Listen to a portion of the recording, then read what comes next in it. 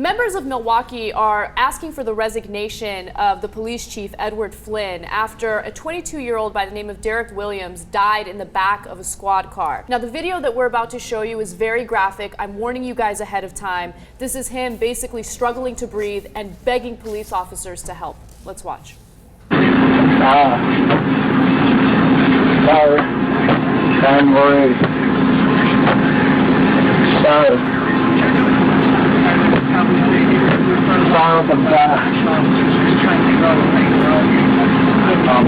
Yeah, it was he, because I chased him into the alley. Now, he was arrested on suspicion of robbery.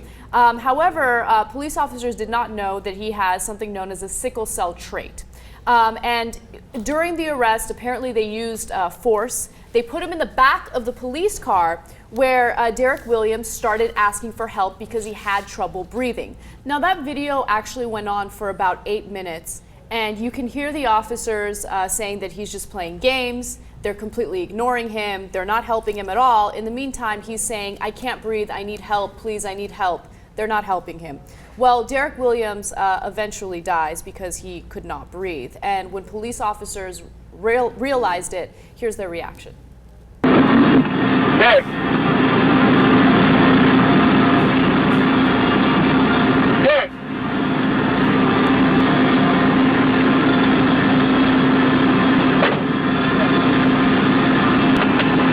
Derek!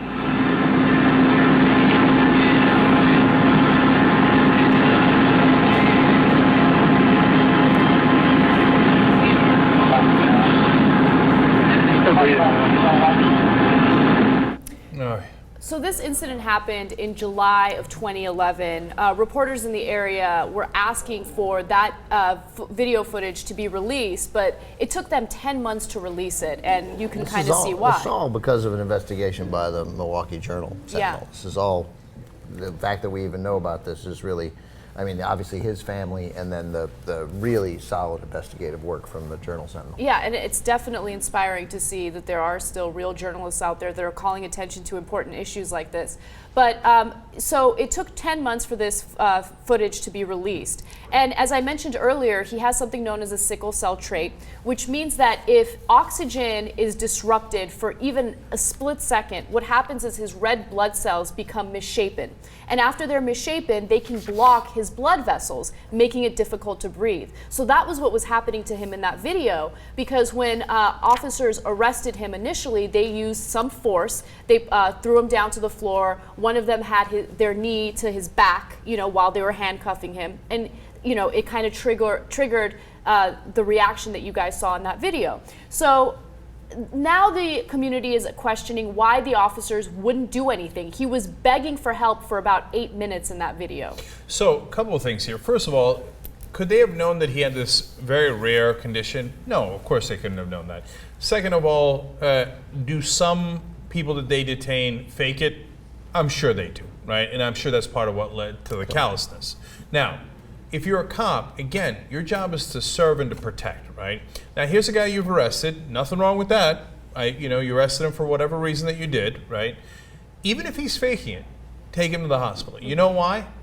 Because it turns out sometimes they're not faking it, and then the guy's gonna die, right? So when somebody says, "I can't breathe," as a cop, you have to believe them. Even if, so what? You take him to the hospital, he's still under arrest. What difference does it make? Better that he doesn't die. I mean, this stuff should be obvious. Unfortunately, I don't know if there's something inherent in the job of cops and in having to deal with so much BS probably with from people that they get sometimes, some of them get so callous that they just feel that guy in the back of the squad car doesn't matter. He can say anything he wants. We're not going to help him at all. And look at what happens in this case. So it's a terrible idea, obviously. Now, the medical examiner's office initially listed this death as a death caused by natural causes, right? And they depended on the detective's description of the events. They didn't even do an investigation before they came to that conclusion. However, because of the journalists in this case and because of the community, the medical examiner's office has actually changed it from natural causes to homicide. So the investigation is ongoing. However, the police chief says that he will not step down. In fact, let me read you his exact quote. "If they think they can accomplish that, I welcome them to try, but I'm not going anywhere. Okay. Now, well, the culpability of the police chief as regards to these cops depends on, of course, their interaction. What's the orders that he gave? Has this happened before? Not this specific thing, but how they've treated other detainees, etc. So that's very relevant into that particular investigation. But look at the media doing their job here, as both of you have pointed out. And part of the reason we showed the video is, look, it's important for you to see the actual consequences so that we can get awareness. Because with awareness, hopefully things get a little better. Because why? Honestly, because people don't want to get in trouble. So they think, oh my God, if it's going to be shown on YouTube, it's going to be all over the news, then maybe we should check ourselves next time. You got to remember, these police officers, they work for us. They work for the state. We give them guns. We give them the right to use the guns in a way that we don't give anybody the right to use those guns. They have all this power, and I'm not trying to use the cliche here, but with that power comes responsibility, and that responsibility is sometimes your job is horrible, and people lie to you, and you have to make an unnecessary trip to the hospital. And you have to call 911, which is, by the way, they didn't have to take him to the hospital. They could have just said, we need a paramedic here right away. This guy's suffocating, or claims he's suffocating. You come, the guy gives him oxygen, and Derek Williams is alive today, and maybe in prison for robbery. I don't know. But you have to do it, and when you don't do it, when you by virtue of becoming a cop, you got to understand that when you put the guy in your car, you're responsible for him. He asked for help, you didn't give him help. You're responsible. You're going to go to jail. I think.